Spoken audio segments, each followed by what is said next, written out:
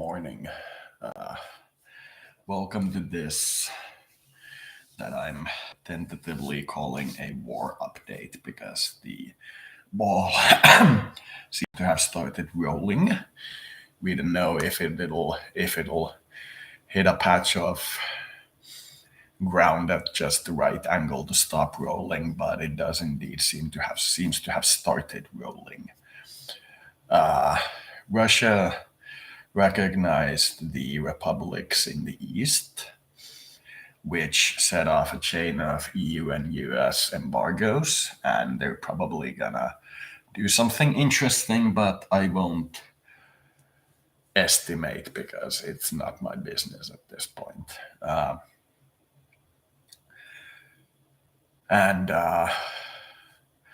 The alt media has fairly strongly sided with the East, as I figured they would. Have a more long standing view of accepting pagans and witches and natural healers and such. Japan is ahead of the curve of rest of the Western nations, but due to its rather hard immigration policies, it isn't enough to get focus away from countries like India or the traditional these regions. And since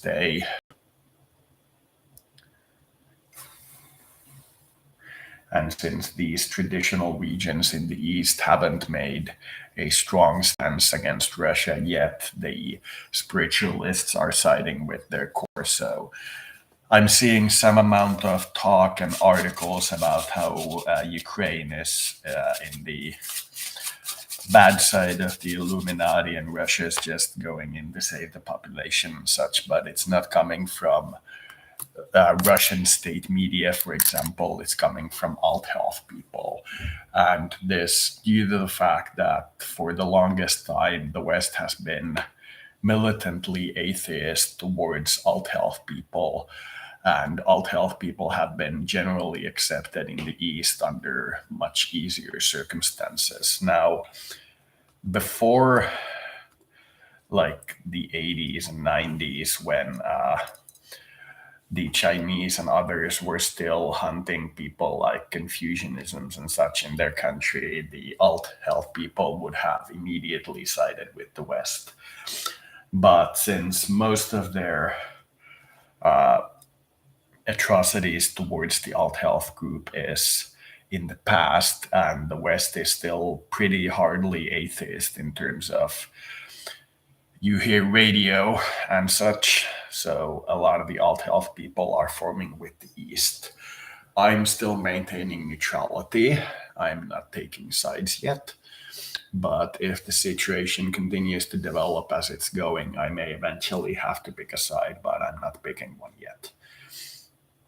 So please don't expect me to save you from this thing by picking a side and telling you where to evacuate and so on and so forth. That's side of my purview. So, good day.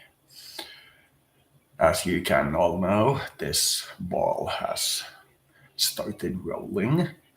We will now see whether or not any of the escalations happen, such as expanding the Donbass and Luhansk pockets, or are they just taking the pockets that are essentially, as far as the West is concerned, already lost because they didn't do the Minsk protocols, which would have turned Ukraine into a federative republic of autonomous states, which would have been one of the solutions to the crisis. But since Ukraine didn't do it, and the Minsk is now officially down the tube because of the occupation of the East, we're looking at, are we seeing escalations such as trying to expand the pockets or fighting elsewhere instead of just the East? And the current embargoes are still pretty light. I was expecting a tiny bit harsher, but their lightness goes to prove that the West, after the initial exchange in the East, considered those regions to be basically occupied by Russia altogether. So they didn't want anything to do with them. They didn't want anything to do with the Minsk thing. And there were protocols in the Minsk agreement that said people taking part in the uprisings in Luhansk and Donetsk shouldn't be prosecuted after the Federative Republic change and such. So there's a lot of conditions that the West agreed to on paper because they were looking at the conditions that they wanted from the treaty, not the things that they would have to give up for the other side to agree. They were looking at the marks that said withdrawal of Russian and paramilitary troops from Donetsk and Luhansk, which would be good, but they weren't keeping in mind that they'd turn into autonomous republics before that, meaning that the central government couldn't impose things on the region anyway, regardless of what they wanted. They weren't looking at that, and a administrative decentralized republic would have most likely things like local defense forces, which would still be, in the view of the current Ukrainian administration, most likely not okay. But we tried, and now the Minsk agreement is down the toilet because both sides generally didn't accede to it or whatever.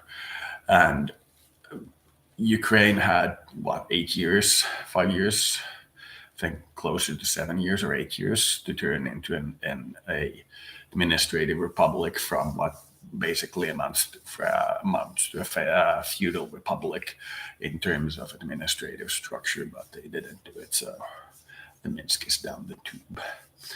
Now we'll see what expansion of the conflict we see. There was talk before the embargoes that a direct embargo on the president of Russia would be viewed as a declaration of war, but some things were somewhat harsher in the embargoes than we expected, and some things were somewhat lighter. They didn't much target the heavy Russian banks, but they did stop, for example, Nord Stream 2. So we are going to look at a massive increase in the cost of gas and oil over the course of the next few months. Because Europe will, due to the fact that it actually does have a lot of money, buy up all the movable gas to Europe because the pipes are now closed, and there's going to be some amount of gas cell disruptions. The old pipelines that run through, I think, Ukraine and Belarus are still open, but the Nord Stream 2 pipeline wasn't opened, and it's obvious that EU at this point needs to build up a rapid natural gas reserve, so they're going to be buying it from the market. Just to curb demand, they might also increase taxes on oil and natural gas to keep the amount that they can actually bring in to be enough for the people, so no joyrides.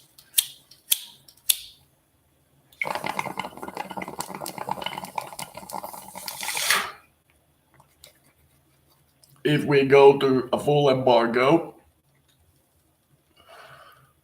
and we take the assumption that Russia loses half the trade value that they currently do to the EU and US and the Western Alliance in general, and get half of it by selling it to China and Central Asia and such. I don't know the real numbers, but if we assume half, then their current government stockpiles of just currency reserves, if they use it entirely to fund the demand, or fund the economy at the level that it would be required to be prior to the gas trades and such with Europe. If they go to a full embargo, then they can probably withstand it for 3 to 5 years at maximum consumption. And if they go to a slightly mobilized footing and decrease the amount of services the population gets, but don't go anywhere near total mobilization, which would at this point most likely cause severe riots regardless of what country does it. I would imagine they could do 10 years with current embargoes, assuming that we go to full embargoes. And in 10 years, China's economy is going to be large enough that it doesn't matter to them. So it looks like they're jumping the ball, which means that the West is actually kind of lucky. If this situation had preserved in peaceful way consistently, then the ascendance of the Chinese economy over the Western economy is near certain. As I've said a couple of dozen times here, if the West waits for 10 years and doesn't recover its economic growth, which seems likely, which is why I'm doing the simulations to see if you can actually recover the economic growth as a developed nation, then China is going to be bigger in terms of military instead of just the economy. Right now, they're building a lot more than the US, but there's a little bit of a difference when you've been consistently wielding military strength for 150 years globally, and when you've basically gotten to industrial standards 30 years ago. It takes a while for the soldiers to learn the deep-seated acts of military. So right now, despite the fact that, for example, the Chinese Navy is producing the same tonnage as the US Navy, that doesn't yet show that the Chinese Navy has the same punching power as the US Navy. It isn't far behind, but realizing that it is still indeed a little bit behind despite having the same tonnage is very important.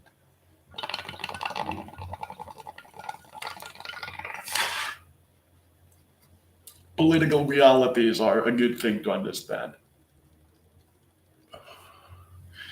If you have a 2 million field army under US control and a 2 million field army under Chinese control, the US army will win, but they'll take a beating. They'll take a pretty bad beating taking it, but they'll win. But it isn't 2 million field soldiers in 10 years from America versus 2 million from China. It's going to be 2 million Americans, 3 million associated allies, and 10 million Chinese. Then it's going to be an equal fight in 10 years. But right now, no, China cannot withstand the US full-on attack, even if either side uses or doesn't use nuclear weapons. Either way, they can't stand it at the moment. 10 years? Sure. Which is why I've said it many times that this attack isn't in the interest of the East, it's in the interest of the West. Which makes it appear to me like that Putin might be in a hard place with his military based on what I've heard. Right now, Russia would definitely benefit from strengthening ties with the Belt and Road Initiative that China is doing and developing infrastructure in the East. Because the West, Australia, Japan, US, most of South America at this point, most of them are Western nations by their development level.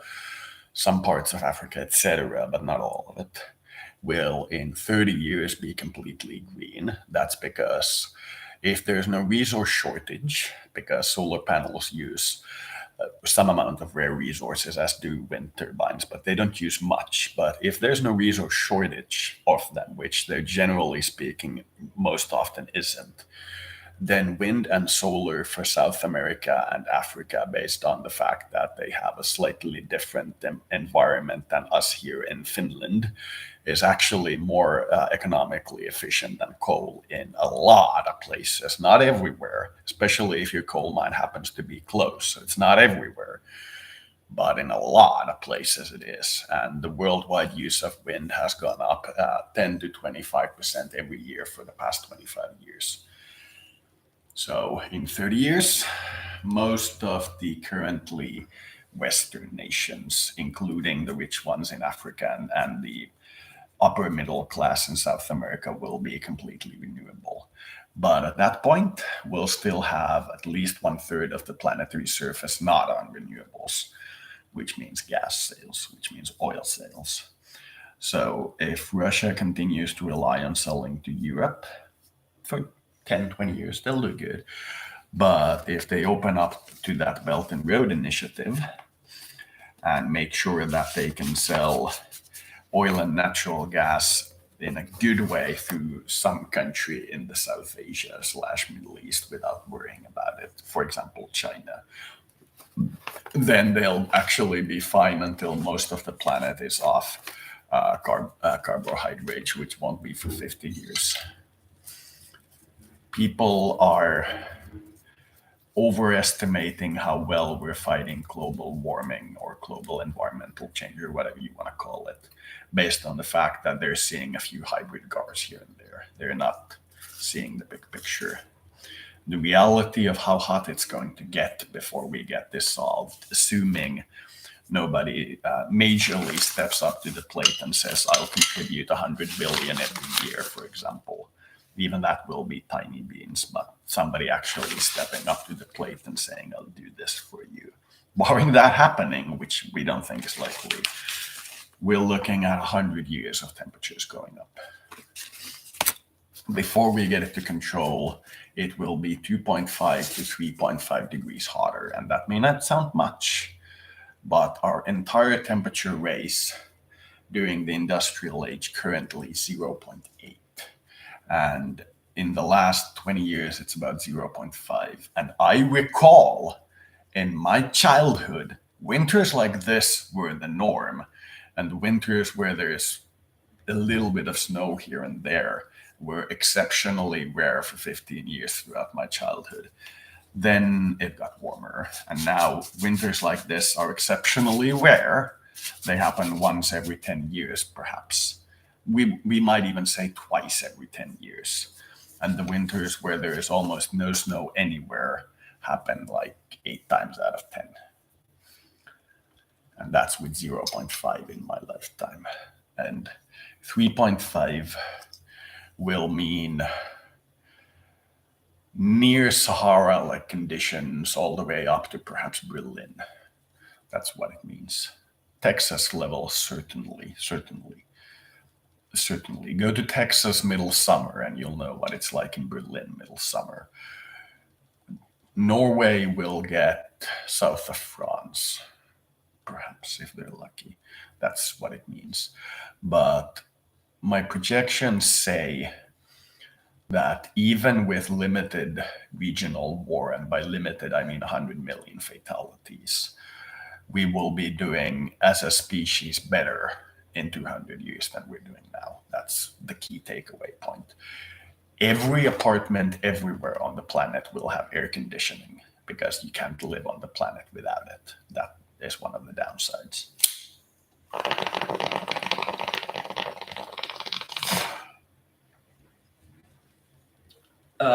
GDP per capita will go up 2.5 times. Rich will get less richer and poor will get much more richer.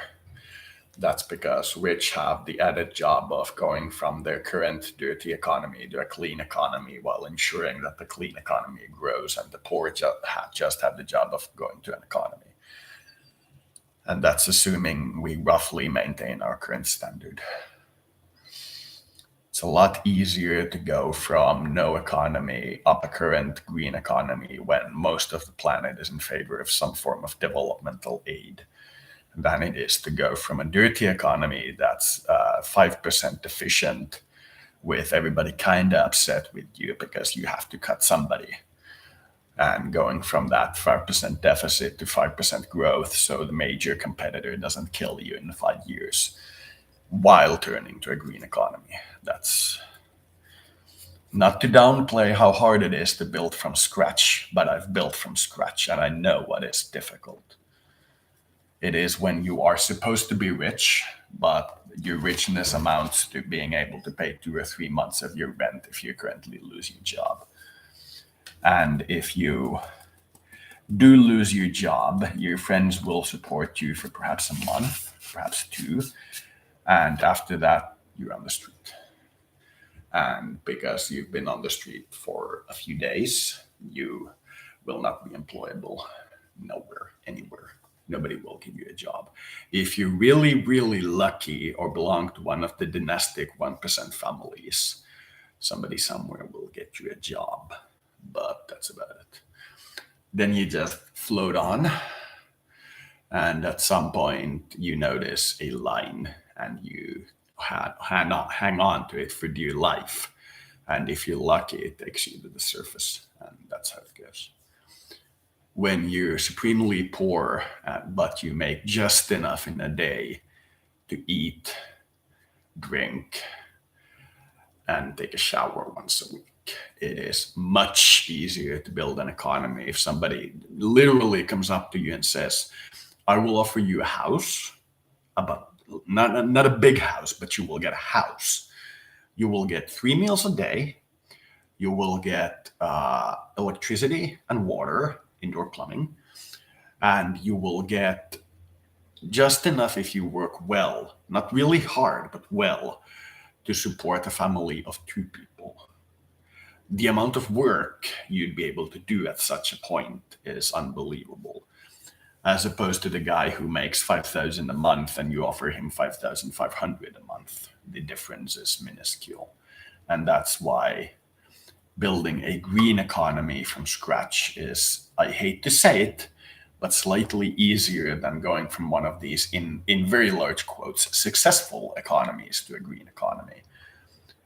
So that's my experience.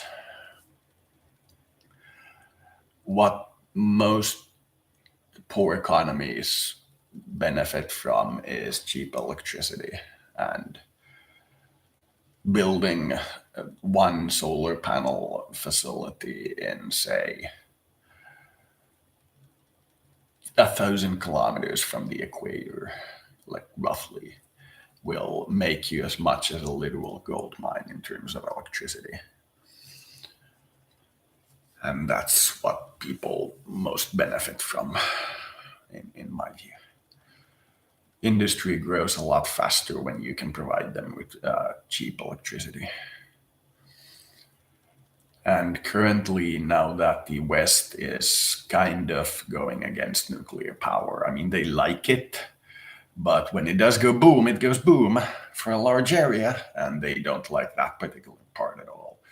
The price of nuclear fuel is actually quite low in terms of its total energy output. So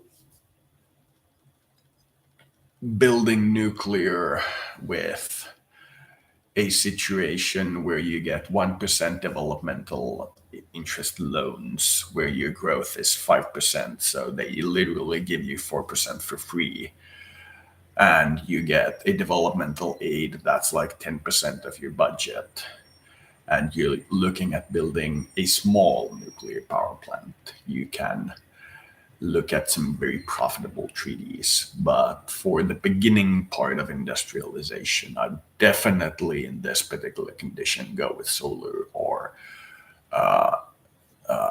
wind.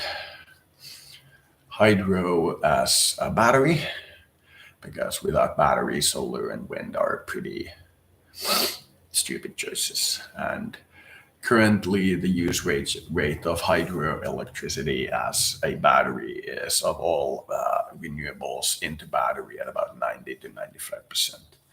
So we're looking at a much greater usage of batteries in hydro than any other form, much greater. So build hydro just to have the battery capacity, and build as much solar and wind as you can get your hands on. Then when you have a surplus of electricity, you can look at slightly starting to reduce your electricity taxes and raising your industrial pollution taxes. So you're starting to get to a point where you can provide free, clean energy, and the next logical step isn't to turn your energy grid green, but stop chemical processes that are used in industry that require the production of pollutants, and instead switch to production in industry that uses energy. And then you will have a very high efficiency energy an industry that will produce very clean tools, and that will be, for this particular transformation for the West, very important to buy things that are truly green. If you can prove that your production is truly green and moral, you'll have a very high benefit to your exports. Because China still produces complete toxic goods, but in very cheap amounts, so you won't be able to compete with them. After they reach a certain point, they'll take some colonies with large populations, like, say, Indonesia or Nigeria, some country with a large population with a poor population, and then they'll treat that country the way they think the West kind of sort of treated or wanted to treat China. They'll use it as a learning point. They're using a very malleable culture at the moment. They're emulating. They're using very long form art. They aren't truly thinking. They're doing kung fu. It is very interesting to watch. We are seeing exactly what we're putting out. Their actual intent-based actions are very few. They're gliding. There are a few here and there, though. So once that African or Southeast Asian country with a large enough population to produce the cheap crap that China can no longer produce because their environmental standards and populations are raising to a higher quality of life, and then they will use that region for a while as their production basket. And those regions have, for the most part, been chosen 20 years ago. So getting into that competition today is not profitable. But if you go the other end, which is that you beat the West and all these other countries in this environmental hoopla that they're going through, the moment they go from being environmentalist and starting again to increase the production of carbon, which might very well be once we get the third generation algae fuels to be sufficient in extracting carbon from the atmosphere, then we'll allow carbon based industries again without prejudice towards them. And then you'll have the actual benefit of going dirty if you need it, but having a very clean starting point if you don't particularly feel like dirtying up for the reason of making money. While the West, everyone in the OSCE will be undergoing harshening economic conditions because they aren't ready to do their energy and oil production greenly, while they still are looking to not produce carbon. So they're going to be in a harsh condition. China's going to be rising for 10 years, 20 years. And then if they don't find a way to deal with the retirement problem like Japan didn't, which seems likely, then they'll start to descend. And the US will most likely continue to have 1 to 3% economic growth, assuming it doesn't completely implode for the next 500 years due to its ideology. Japan, once it hit the population bubble, essentially imploded. They're in no position to talk to anybody about anything. Their economy is crap. South Korea is going to be doing the same with their low population growth rate. But the Western average countries, despite being first to develop the technologies that result in low birth rate, have managed to maintain a birth rate of around 1.7, while South Korea has dropped to about 1.3. And most of the Asian countries are looking at roughly the same. So while West's population will decline at a rate of 1.75, the East's population will decline at a rate of 1.3, which means that in the long run, once this population actually finds jobs and it starts to be on the generation of 1.3, the economic growth will seriously stagnate, just like happened with Japan. What will happen at that point if they don't do quantitative easing is that their currency value will absolutely skyrocket. It will rise at a rate that you will not believe. You will not believe your eyes once the currency starts raising. Then if they want to go the Japan route, they can maintain their low currency rate by doing quantitative easing. In other words, printing money to keep a low interest rate, a high interest rate actually. But that results in some other problems for the country. So if they are running at a surplus, as they usually seem to be doing, since they're a trading nation in this particular era, they might not want to do quantitative easing at a scale that maintains their currency value's low rate, but rather let it slowly rise, in the words, becoming the highest valued global currency, aka the trade currency, which would relegate the Western nations for a while into a minor role. But due to the fact that the Chinese population has been attempted to be raised, they have gone very harsh on the other end of the one child policy. And it has produced a minor correction in their birth rate, which was nowhere near sufficient to keep it at even 1.5. So after a while, the Chinese population will reach a balance with its Western counterpart.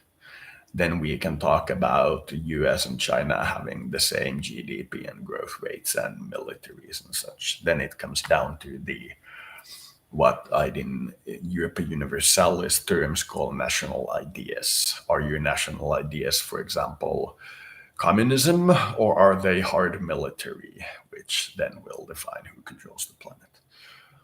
But for a while, it will switch to China because it's like a cup of fluid that goes back and forth. Now, right now, it'll go to China, but China will not be able to maintain it for very long because India never had the one-child policy, but their birth rate is doing the same as China's. It is looked at to be most likely below 2 by a long margin. So China will receive it, hold it for a while, and then it'll probably pass to India as China's goods become more costly than India's because of the low human development index. Then India will hold it for a while, and then assuming that South America doesn't actually implode in the next 5 seconds, then it'll go to Africa. Then Africa will produce it until be the producer of goods until their human development index is high enough to make it profitable to produce closer to your nation where you are selling the stuff. Now, right now, due to the fact that we have areas that are such poverty regions that you would not believe, it is cheaper to produce the stuff there and then ship it across the oceans than it is to produce closer to your thing. But once work costs stabilize across the planet due to the development stabilizing, it'll once again be cheaper by a long margin to produce closer than further away. That will be when the whole planet has achieved a level that could be considered early developed. But at least it's developed. The Western nations will get the hose in general. They will end up being the guys who pay for all the change, and it will be the object of the change to get your country in this, in quotes, Western bloc when you have reached a certain level of development. Though the current understanding of what you'd call the Western bloc, which is generally everybody who likes the US, is not what I mean. I mean, if you split the human development index into countries above 0.85 and the rest, then once you reach something like 0.85 in human development index, you'll be expected to pay for the rest of the planet's development. But until then, we'll start to pay you. It's mostly out of the control of any political or individual interest, so you'll get the benefit of being poor, regardless of whether or not the rich agree with your benefits or not. And as we progress in this thing, we'll start to see more and more benefits to being poor and more harsh realities of being rich, which results in many people having the demented desire to walk into the forest and die.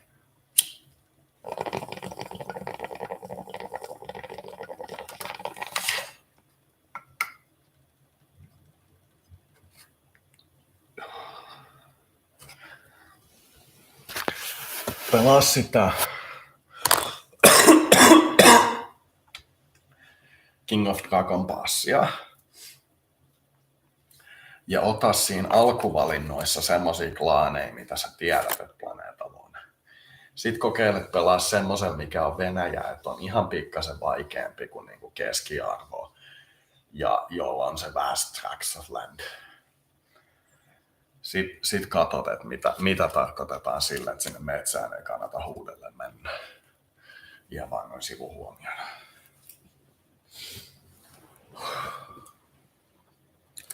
So forest.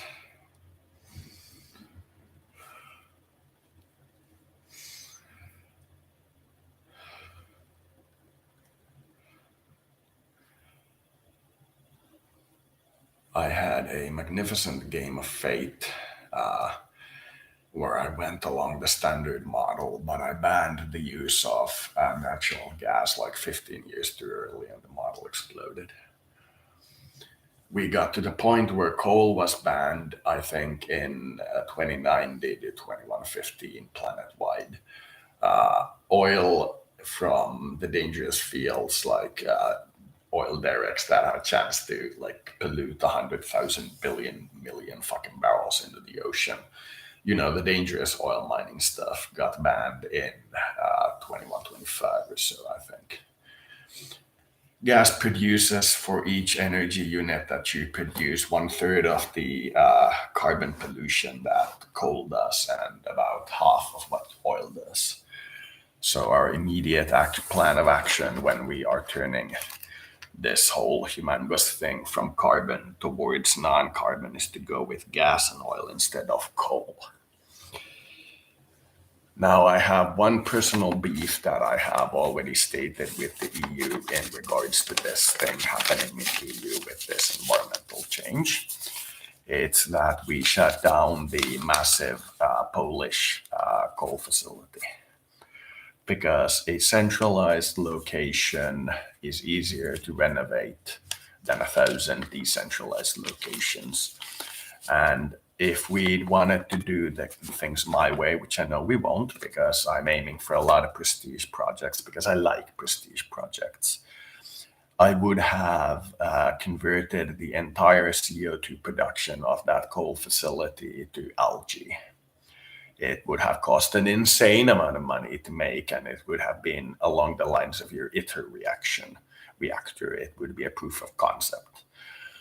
But it would go to prove that at our first time research production facility rates, which are insanely much higher than your duct tape versions that you're going to see in the market, we can take any carbon producing facility on the planet, turn it completely green in that it doesn't produce a single iota of carbon dioxide other than people breathing in the goddamn area, and you can even calculate that away.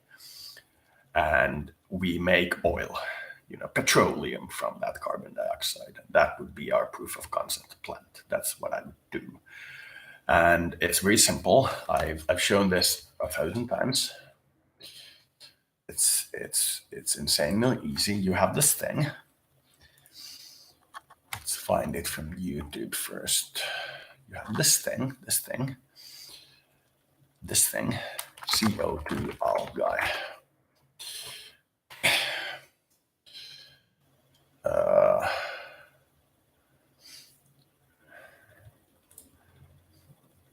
Something I haven't watched before, so I don't know if it's gonna praise it or talk about its mistakes. I know that it comes without the hoopla. Sustainability is one of the biggest discussions in the world, and the Energy Safety Research Institute at Swansea University is leading the RICE initiative that is using new and demonstrable technologies that allow for CO2 to be used in an environmentally friendly way, from plant feed to pharmaceuticals. We went to investigate.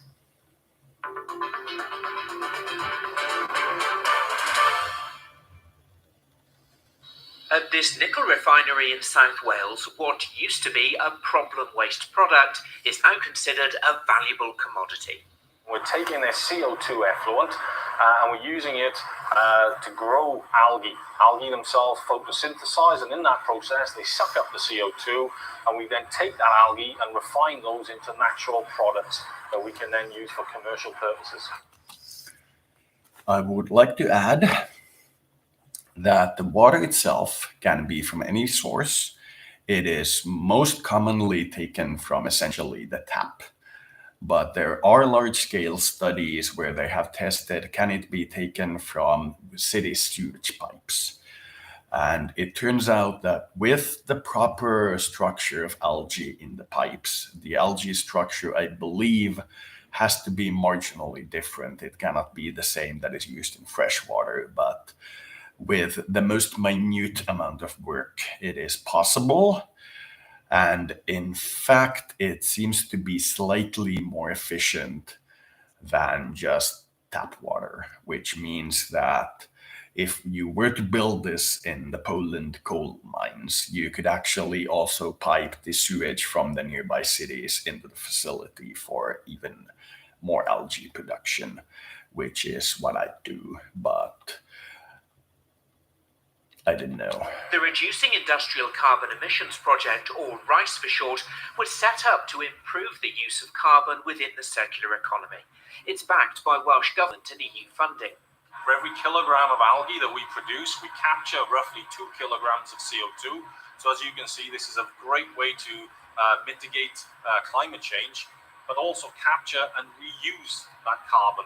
And one of the things we want to do is integrate this process further to work with local agriculture and take nitrates and phosphates from animal waste and anaerobic digestion wastes and integrate those into this process as well. And therefore, we'll generate a true circular economy that generates value in terms of the product portfolio that we can achieve from the algae themselves. At the Energy Safety Research Institute's on-site lab, researchers are measuring the yield from different species of algae. The purpose of this facility is to road test the technology in a real-world environment, both to check that it's commercially scalable and to de-risk the investment. It's critical.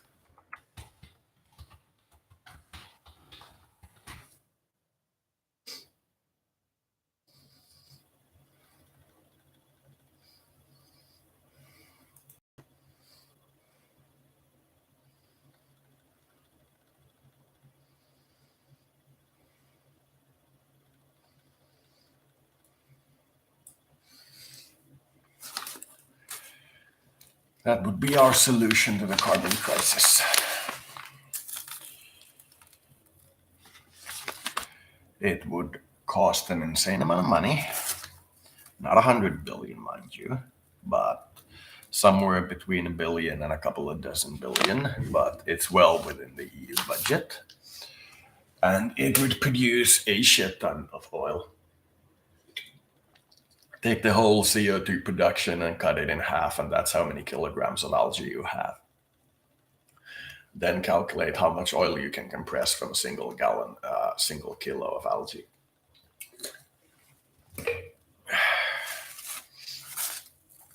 The numbers differ. I can do it from here, but I guarantee you a educated scientist can do it better.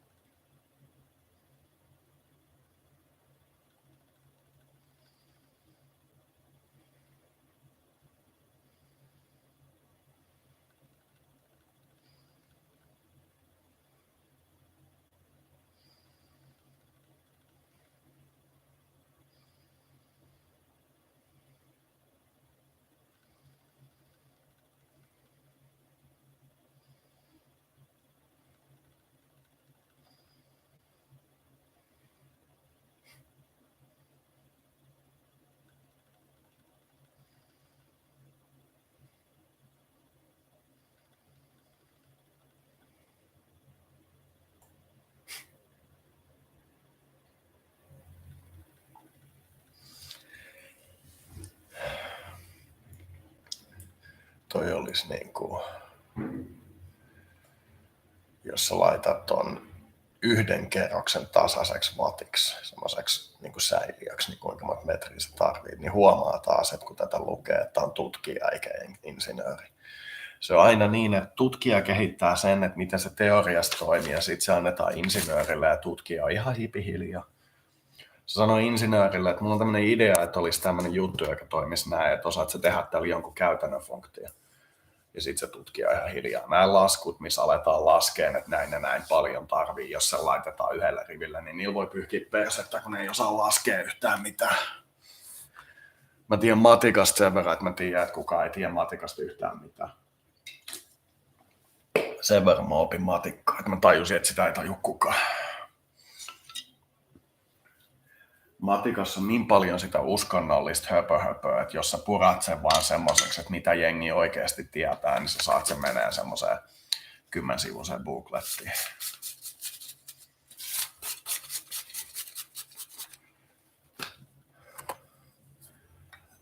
Sen voi yhdistää oikeastaan siihen, että sit kun sä tiedät ne peruskaavat, niin sä tiedät oikeastaan matematiikkaa. Sen enempää siellä ei oikeastaan ole. Sitten jos joku keksii uudestaan, että tää ja tää on yhtä kuin tää ja tää, niin sit se on vaan uusi kaava. Sitten kun sä niitä tää on yhtä kuin tää ja tää tiedät jonkun verran, niin sit sitä ei tarvitse paremmin opiskella.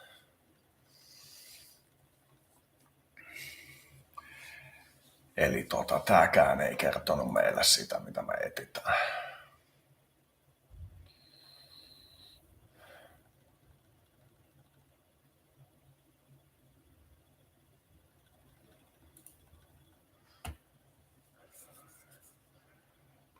Tässä on taas tämä, here's the same claim again that first got me interested into this, which was the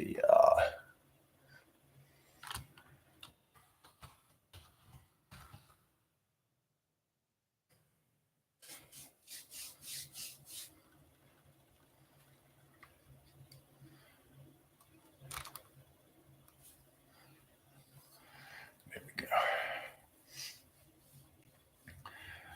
Jos me oletetaan, if we assume it's around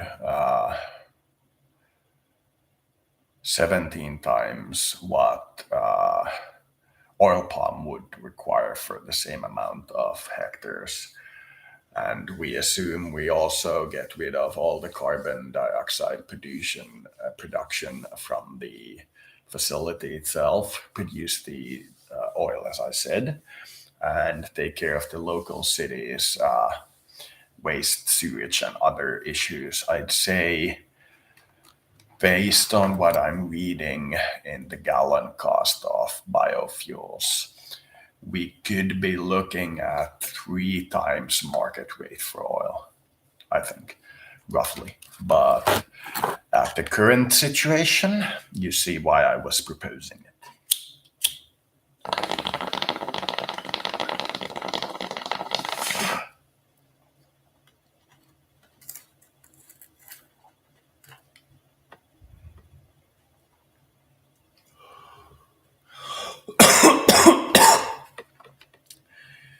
As you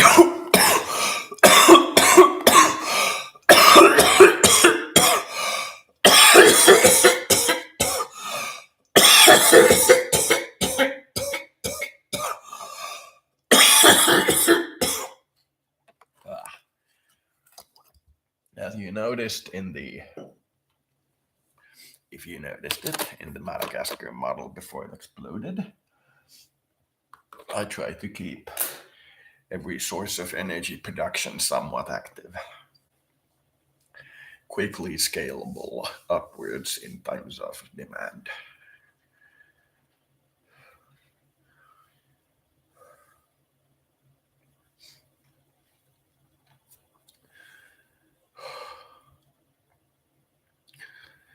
So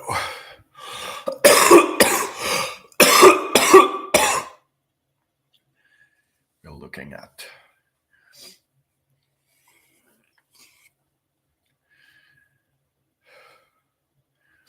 a lot of oil. No, we don't have the electricity during winter, during a trade crisis, and we don't have the oil production during an oil crisis. But we have gas pipelines to bring from trade partners, which we knew were going to be crisis worth. It's pretty important that we get this real-world analysis and data. Without this, we would be unable to go through our capital process and invest. It needs to have a certain readiness level to allow us to invest as a company.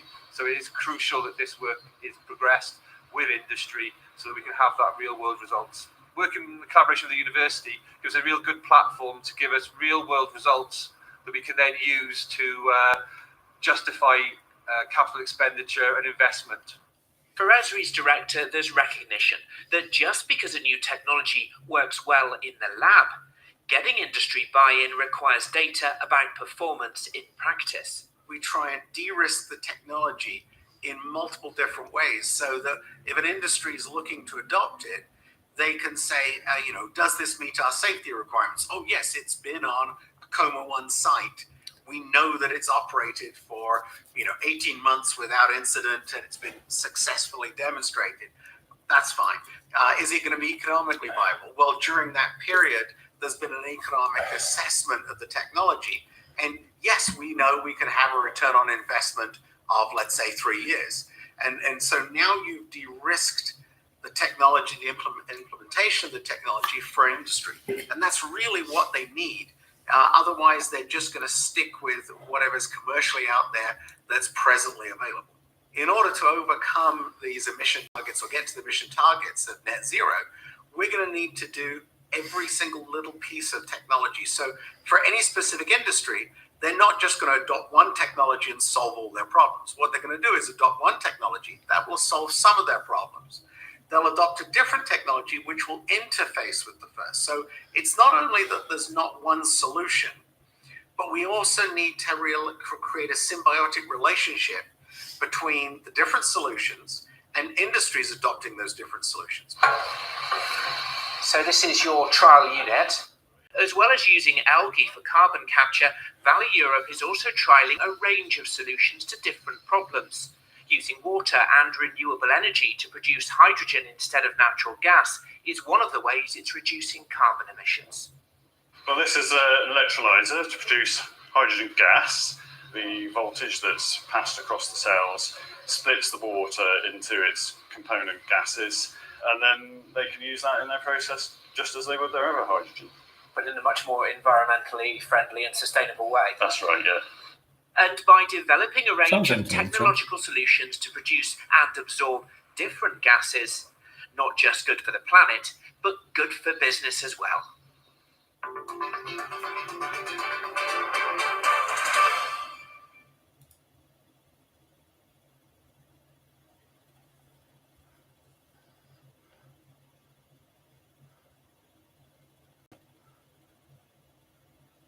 So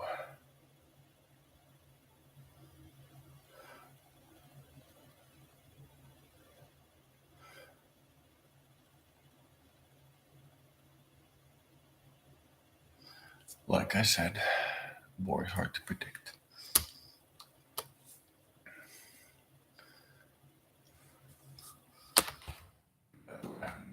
Articles.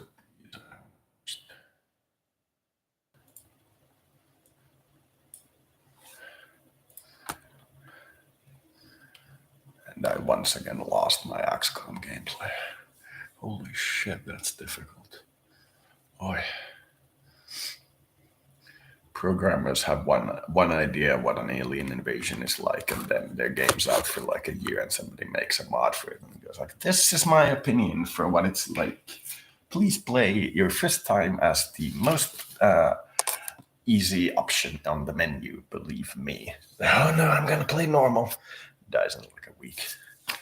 Okay, so I believe the second easiest. Well, in this case, the easiest. The second easiest is.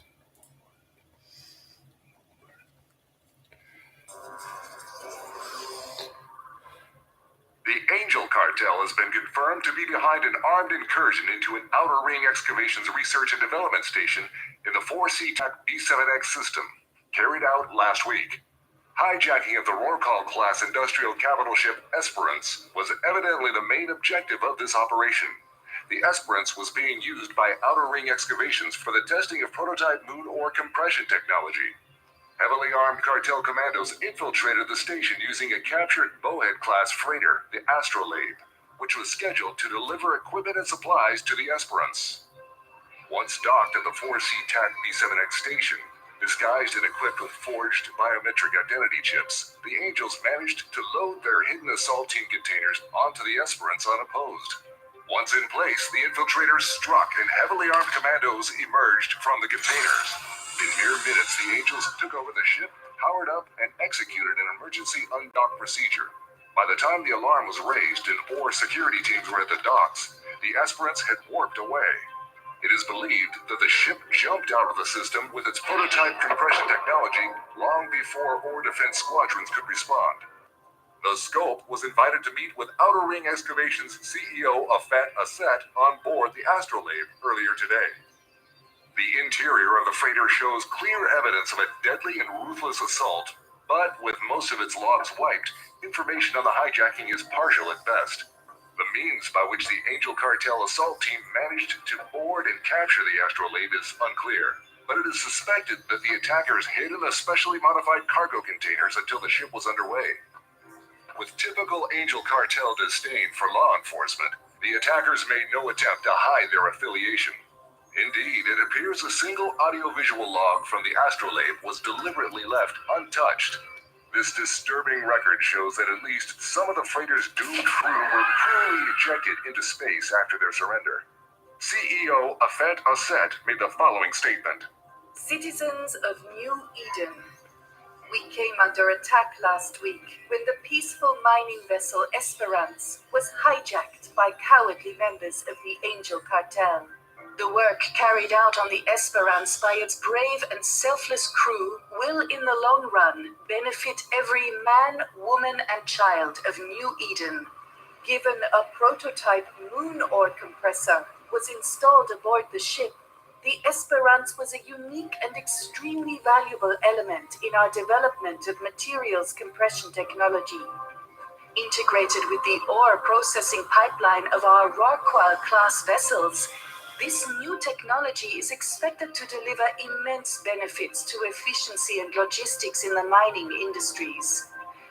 Compressing moon ores and other harvestable resources will both reduce effective volume and shape the materials into more storage-efficient units. The breakthrough in material compression represented by this suite of technologies is set to revolutionize the mining industries of New Eden, leading to gains for all of our citizens. Of more immediate importance, however, is the fate of more than 50 of our key designers and technicians stationed on board the Esperance during the technology trials. These people are so much more than employees of Outer Ring Excavations. They are human beings with families, husbands and wives, mothers and fathers, sons and daughters. All these people are now held against their will by a ruthless criminal cartel. The safe return of our people is the highest priority of OR and our partners in the Upwell Consortium. We have therefore decided to post a reward of 1 billion ISK for each and every one of our designers or key technicians rescued and returned safely to any of OR's 4 primary stations in the Outer Ring region. Furthermore, we are also keen to share our compression technology with Capsuleers assisting in the search and recovery of our people. This will be done in the form of skill books developed to allow Capsuleers to operate the new compression technologies. These skill books will be awarded via OR loyalty point stores to anyone who returns a sufficient amount of OR research data fragments recovered from the Angel Cartel or their allies to us. Thank you. The Scope will bring updates on the recovery of the people and materials that are so crucial to continuation of materials compression development. This is Alton Hovery, reporting for The Scope. Interesting. So you're saying if we go biometric passport on border, we'll be raided? Interesting.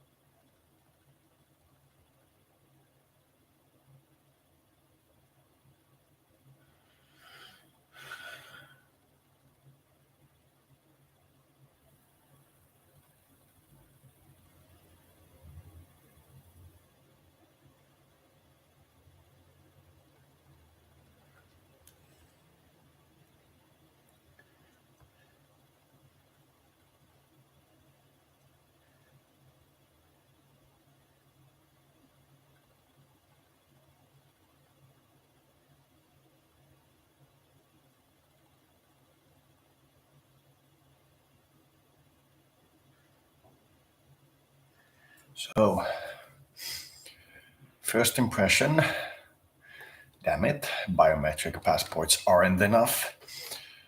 I was hoping, but I was kind of worried about that. That's why I raised the military preemptively to be sure we'd be ready if it didn't work out. Which it didn't, but as per the article, they almost immediately retook control of the region. But compare that to the article 6 months ago about the massive war movements and such. So we're seeing a reduction, but we are still seeing hostility, in my view. But as I was kind of afraid of, the biometric checks still aren't enough in the modern age. People really do actually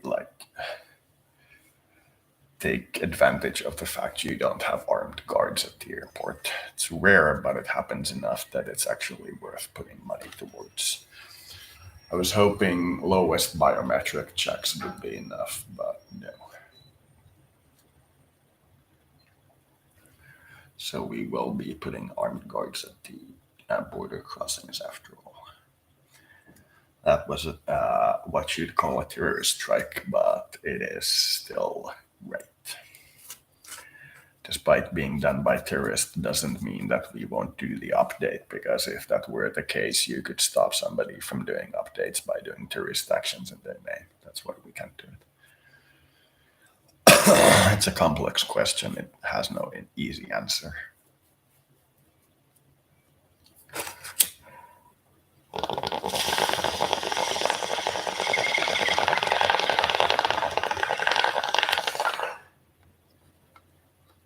if it really is complex enough to go through the intelligence services like that, then you have to take a extra consideration of making things more complex consistently for no particular reason. Until you know the tendrils no longer go through you, and then you can stop and analyze. But as long as the tendrils go through you, then you just slowly have to disentangle yourself. Which brings up an earlier topic, but that's for another time.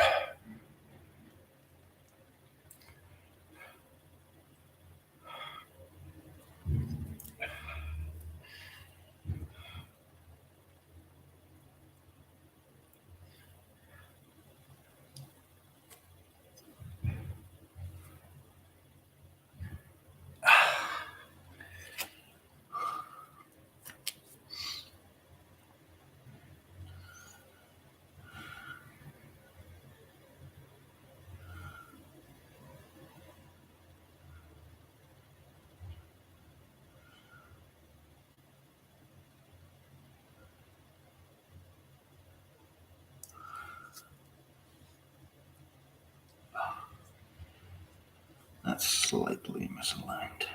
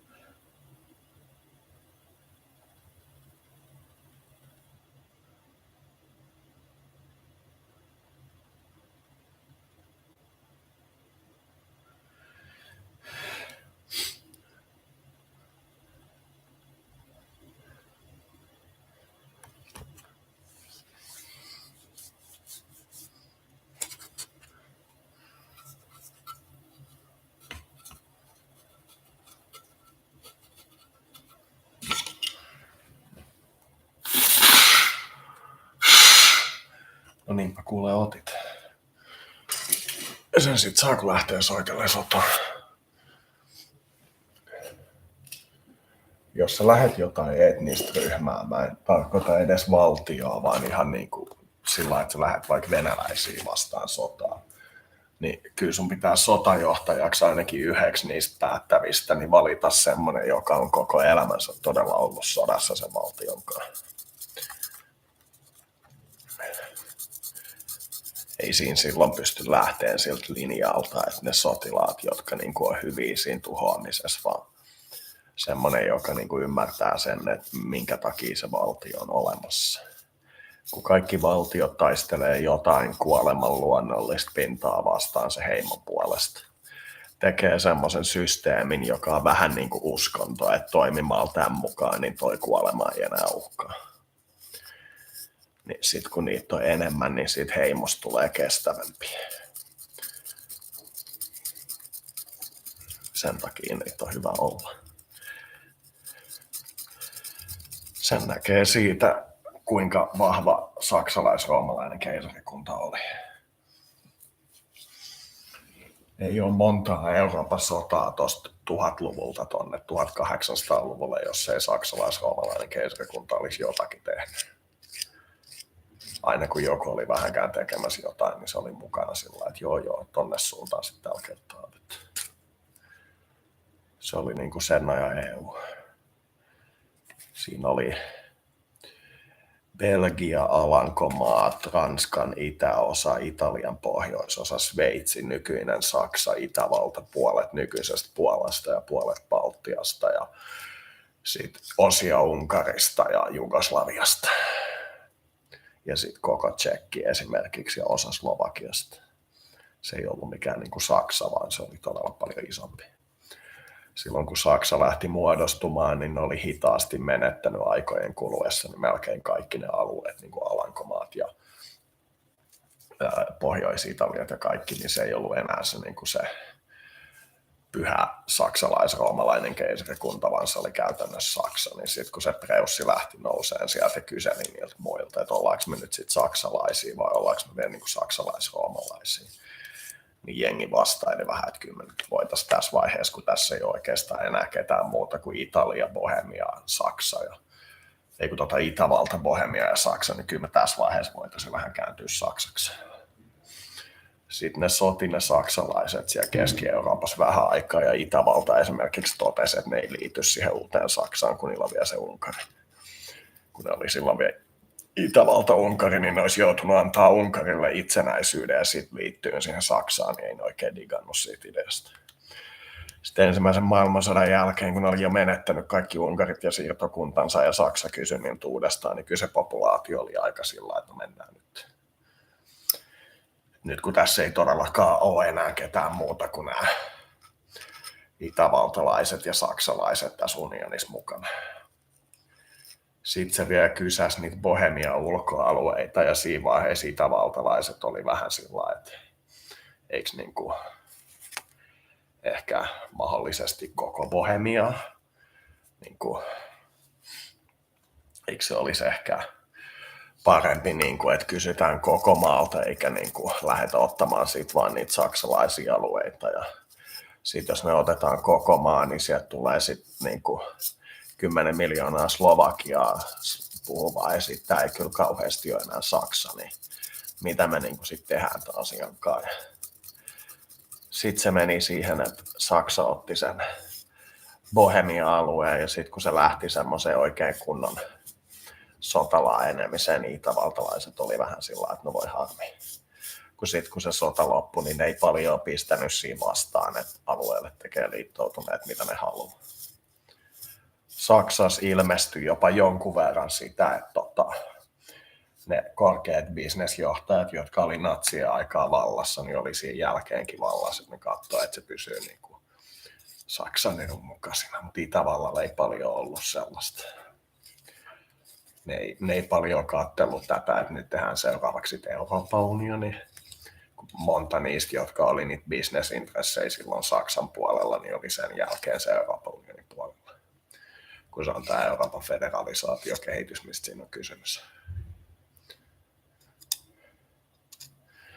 Ja ne pienet, jota on täällä rajoilla, nämä muutamat miljoonat, niin on se 6 miljoonaa, mistä ne puhuu. Se ei ole mikään yhden kansan juttu.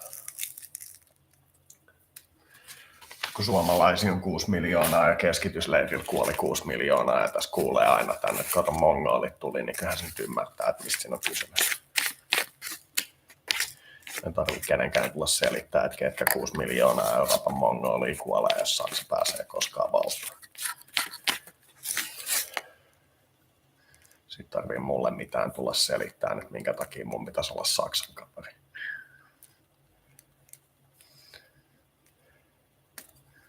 Se on viimeisen 100 vuoden aikana lämmennyt hirveästi se Saksan tyyppi Suomelle, mutta kyllä se silti on ihan selvää, että se pitää itseään parempana.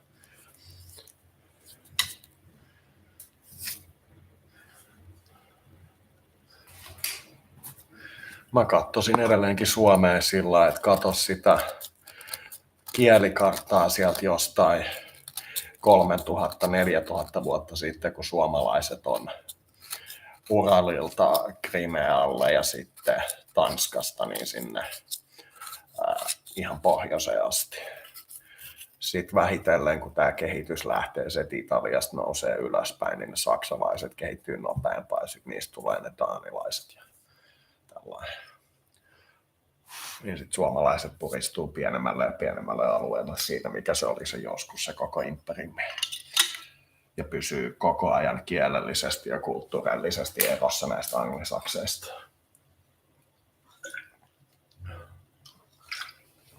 Sitten toiselle puolelle tulee se valtava Uralin kanssa.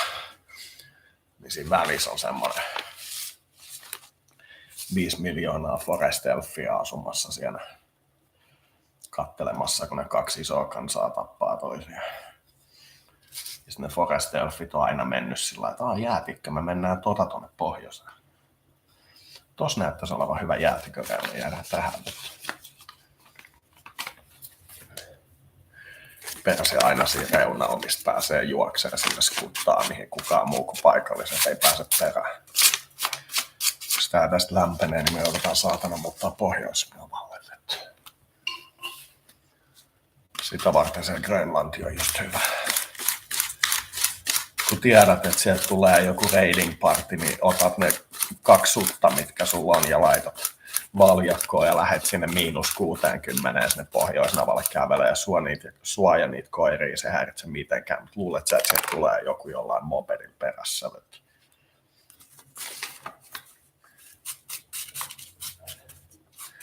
Niin nyt kun tämä planeetta lämpenee, niin Suomessa ei enää onnistu se, että kokeillaanpa sitten talvella uusiksi.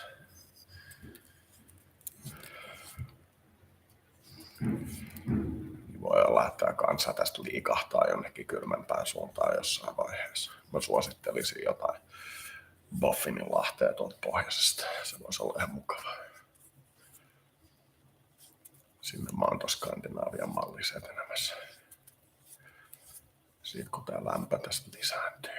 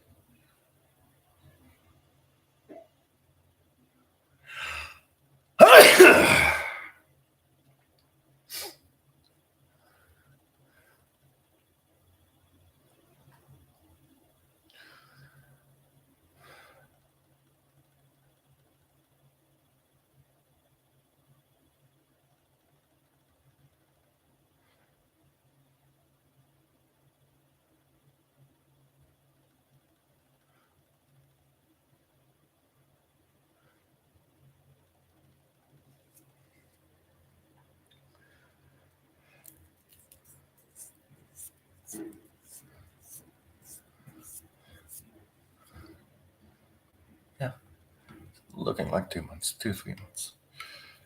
3 months, and we'll be able to do the first atmospheric flight to space with a normal jet engine in 3 months.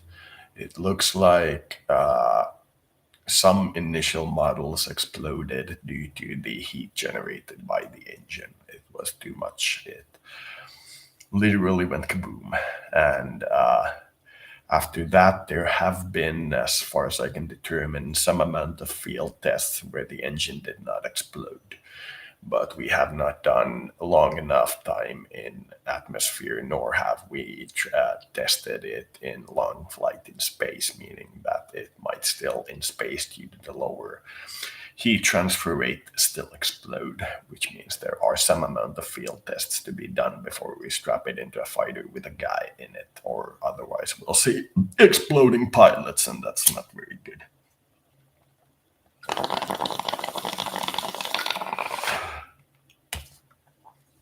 Tends to make people more wary of air travel, and I'd like to get to space at some point. Well, so, maybe 3 months. Then we might see unmanned air flight into space. Then we know it's theoretically possible. Then possibly manned to space. But we'll see. If it happens, then spaceflight will be within the reach of Libya.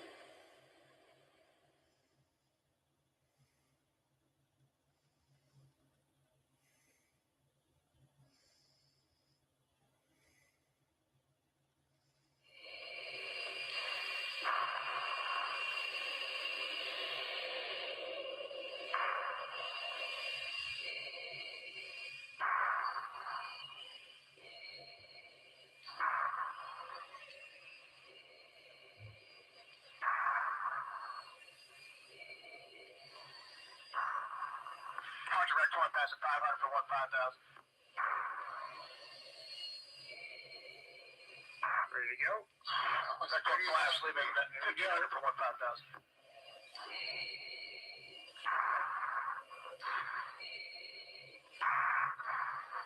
Next one, right turn on course, leaving 2,500 for 1,500.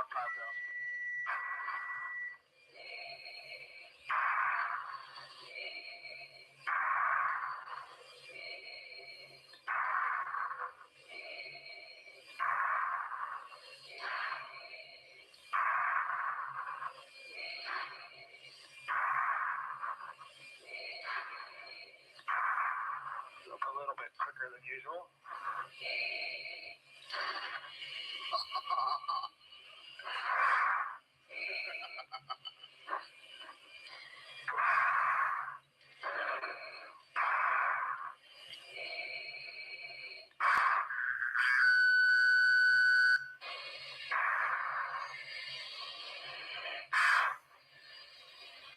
Rex 1, guard dog, state intentions. Ready to Rex go? 1, we're pulling in Whiskey 155, Alpha 3, and then we're going to turn back around, back through the airspace. Rex 4, request cross under. Rex 4, you're cleared fluid as long as 2's visual, or have 2 in sight. 2's visual, coming up on the right side. Prime is we're just going to follow you to the edge of the airspace, try and take some pictures, and then we'll clear off prior to exit at 155. That's perfect. I'll start working on coordination.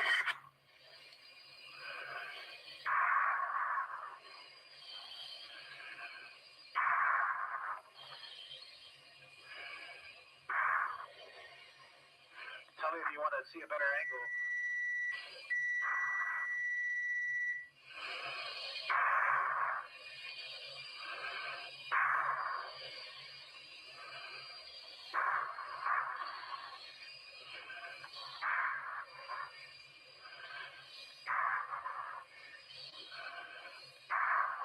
Rex 4, you got about another 2 minutes, and then we're going to have to start turning.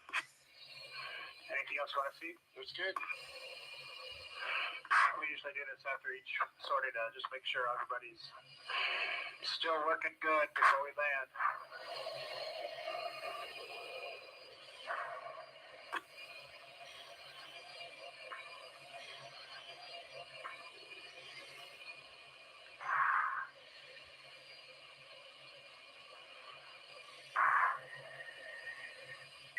Skylane 6638, Mike Golf, departure with a contact time to maintain 6,000, proceed to Rayville.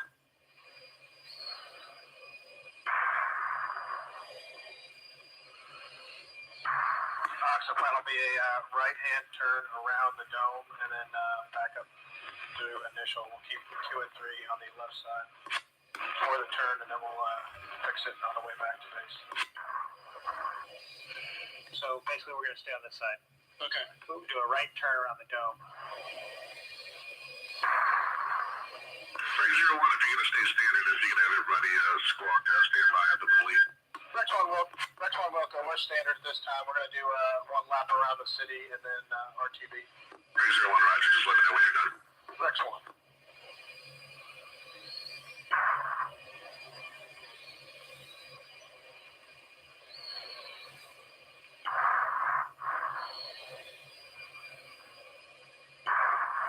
There's the Fox, you want to stay at fingertip for this turn, or echelon? Says the 2-3 Victor contact, late front tower, 1 see you later. Stars. I think fingertip would probably be best. fingertip would probably look better. Control 051 Alpha, descend to maintain 1,000 pilot. And moved into position would be awesome. What? A little lagging. All right. Brickyard 5757, contact Houston, center 126.8, good afternoon.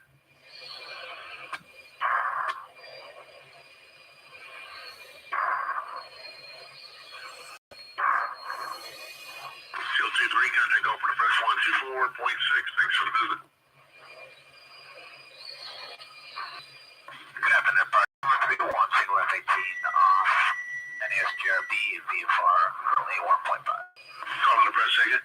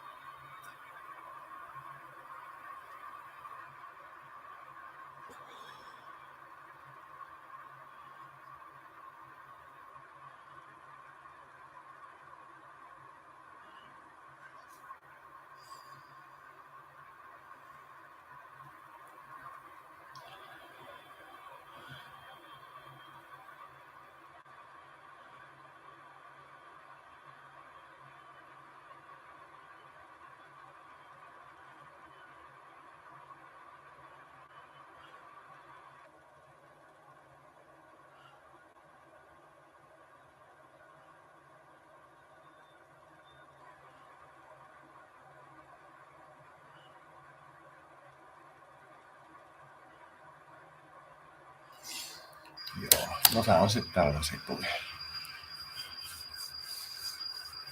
I had a long discussion on what to do if I transform my model from a monarchy into an administrative republic, because I'm in 1625 right now, and almost nobody in Europe at that point is a republic, so transferring myself over to a republic is going to invite all kinds of aggression. So I had a long debate on what to do about it and what to do in regards to if I want to try something along the lines of doing the Minsk agreement on this, because I am a monarchy at the moment while I'm supposed to be a republic. And I'm thinking interesting overlap. So if I transfer from a monarchy to a republic, and we think that the cores in Karelia that I have that are under Russian control, because they colonized them essentially first. They got them first. And if those are to be considered the eastern Donbass regions, then switching to the administrative republic and not before is in accordance with the Minsk declaration for taking back those regions. And I was looking for another alternative where we can keep it inside the game, where I get benefits that would be comparable with obligations of the Minsk agreement, but I couldn't think of any because I don't want to expand this beyond the game, if at all possible. And I'm looking at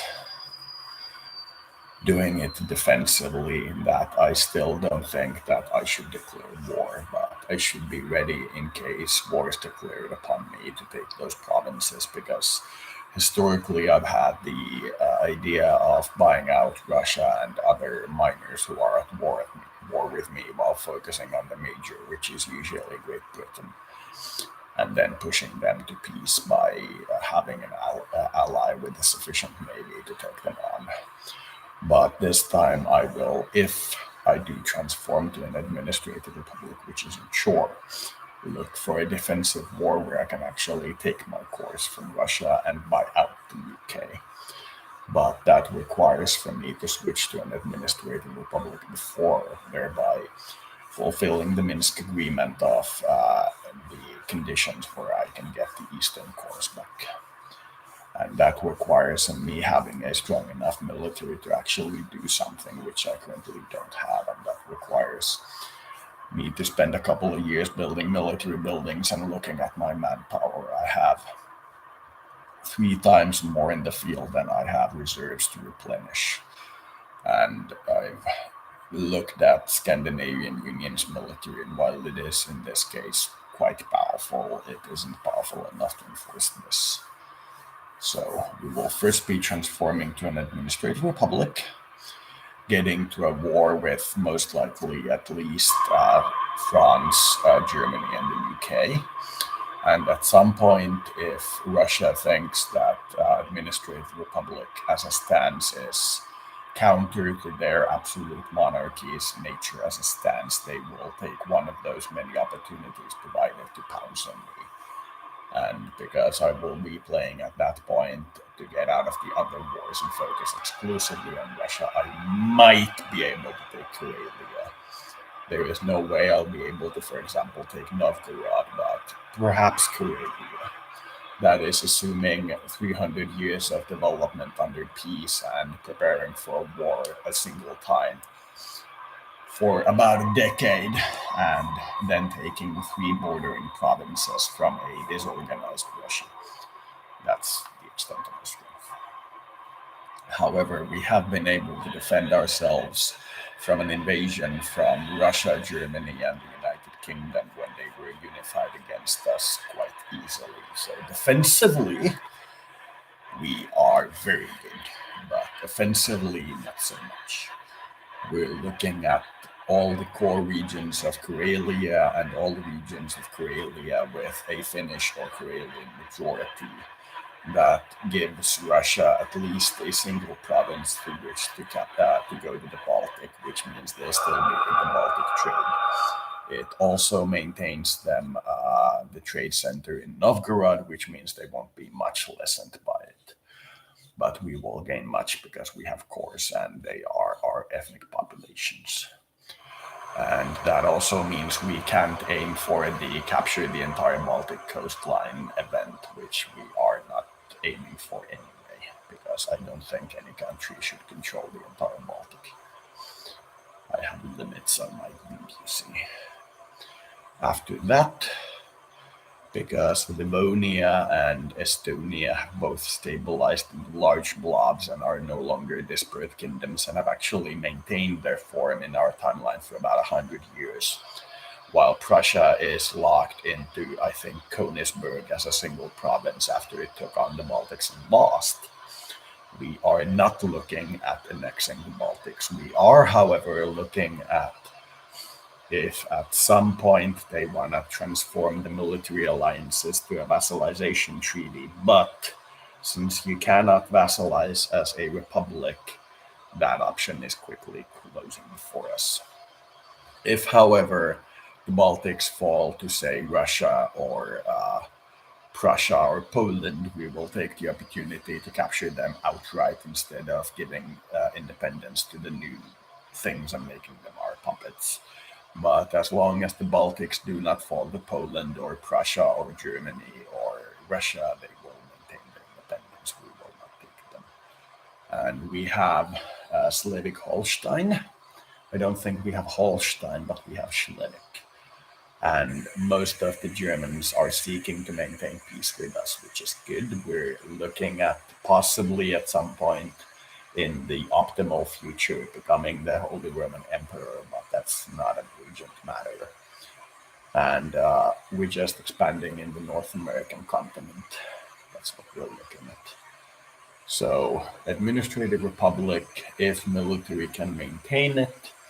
If so, fighting defensively and not taking provinces, except for if I get into a war with France in North America or Russia in Korea. Then I will, unlike all my previous stances, actually look at taking a few provinces. And that is only because if I transform to an administrative republic, I will be considered in accordance with what I interpret to be the Minsk Agreement, and at that point, my right to those cores is the same. I think, from what I'm seeing here. And if I take them, Russia will most likely go from disorganized administration to okay administration, because they have a lot of colonies that they don't need. Produce minuscule amounts for them because they don't have core populations in them. And they are expanding fast to the far east, so they're going to be disorganized for a while. But they're still an enormous beast. So that's what I'm looking at. This all depends on Russia declaring first, because I will not be doing an aggressive war during this gameplay, because I'm looking at expanding the Scandinavian population and economy as far as I can. That requires no offensive wars. I think I have had one with some German kingdom who colonized half of Lapland. I believe I had a war with them, but that's about it. So if Russia has no problem with an administrative republic instead of an administrative monarchy, then this will be a peaceful one. We'll be looking at around 5 years until I can transform into an administrative republic, which should be possible during this gameplay that I'm now going to start. This will be a harsh episode, but I think it will be for the better. We need the republic instead of the kingdom for obvious foreign political reasons. But thank you for watching.